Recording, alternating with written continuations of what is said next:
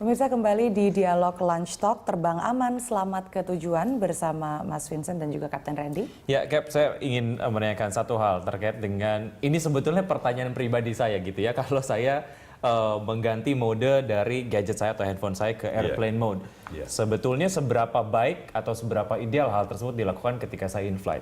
Ya, sebenarnya sebaiknya flight mode itu dihidupkan, di-on-kan flight mode, manakala sudah ada dari ruang tunggu menuju ke pesawat. Masuk di aerobridge itu masukkan flight mode. Itu dia tidak mengeluarkan sinyal, tidak menerima sinyal.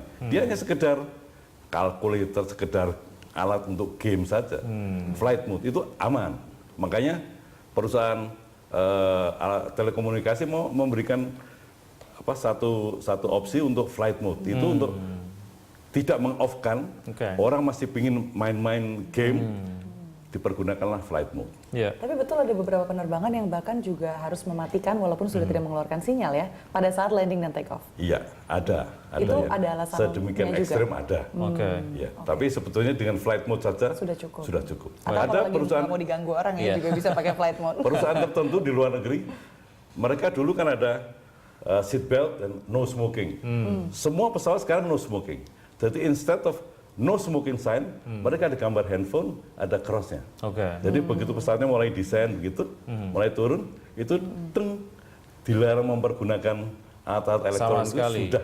Dengan mode apapun, tidak boleh? Iya, cross gitu. Baik, ya Mas Vincent, terkait dengan beberapa peraturan-peraturan ini gitu ya, sebetulnya seberapa baik sih kemudian teman-teman yang sering menggunakan bepergian menggunakan pesawat penumpang pesawat ini akhirnya mau mengikuti aturan-aturan yang sudah ada standar, dan ini kan memang harus disadari gitu ya, karena ini untuk keselamatan bersama. Reaksinya seperti apa sih sebetulnya ketika kemudian terus diingatkan bahwa ya mematikan handphone itu menjadi satu hal yang wajib dilakukan? Yang pertama adalah reaksi dari orang yang mungkin awalnya tidak tahu. Masa sih seperti gitu? Pasti itu seperti gitu. Nah, tetapi intinya pada awalnya adalah kembali kepada kesadaran masing-masing. Kita ini bisa apa? Kita hanya sekedar mengedukasi. Kita hanya tell story. Kita hanya saying something gitu ya, berbicara tentang sesuatu. Tapi pada intinya kembali kepada orang yang kita beritahu tadi. Semua itu perkara mental. Bagaimana kita menyadari bahwa itu harus dilakukan atau tidak. Revolusi mental. Iya. Tapi sejauh ini sih ketika kita bicara mengenai konsekuensinya, kalau kita tetap menyalakan handphone ketika kita terbang, ini bisa menjadi satu hal yang cukup parah efeknya gitu ya. Ditakutkan seperti itu. Ini kan pelanggaran atau himbauan ya juga datang dengan konsekuensi kalau misalkan dilanggar. Menurut Anda hukum kita ini sudah menawarkan hukuman yang cukup membuat jera kalau misalkan sejumlah tata tertib ini dilanggar oleh penumpang? Atau Anda lihat penegakan hukumnya juga nggak terlalu di-enforce? Itu dia, makanya mungkin Indonesia ini bagi saya sih penegakan regulasinya mungkin masih perlu diperkuat ya, karena dengan mungkin adanya orang mungkin dibilangin ini ada denda sekian, ada mungkin hukuman penjara sekian belas tahun, mungkin bagi mereka itu mereka bilang nggak apa-apa, toh belum ada yang kena. Nah, tetapi dari hal seperti itu ya kita berharap dari segi regulator terutama pemerintah lebih ketat. Mungkin bukan hanya sekedar orang yang harus mengawasi di dalam pesawat, mungkin dari awak pesawatnya sendiri bisa berlaku dan melaporkan tindakan tersebut kepada pihak bandara atau apa yang untuk diambil tindakan. Artinya Indoflyers juga belum memiliki sebuah cerita benar-benar seorang penumpang pesawat yang melanggar regulasi kemudian diganjar hukuman karena itu. Nah, kalau misalnya kalau bicara tentang siapa yang kena atau tidak, minimal sudah pernah ada terjadi yang diturunkan. Belum dikenakan denda dari pesawat sebelum pesawat ini, karena dianggap unruly passengers, jadi dianggap sebagai penumpang yang tidak dapat bekerja sama dan tidak dapat membantu untuk kelancaran operation. Ya, Cap, konsekuensi yang memang harus diterima oleh penumpang pesawat yang melanggar. Selama pengalaman Kapten, ini sejauh ini seperti apa? Apa saja kasusnya? Pernah nggak? Pasti ada cerita menarik dong. Sebenarnya ada undang-undangnya, Undang-Undang Nomor 1 Tahun 2009. Itu semuanya tentang pelanggaran-pelanggaran apa saja yang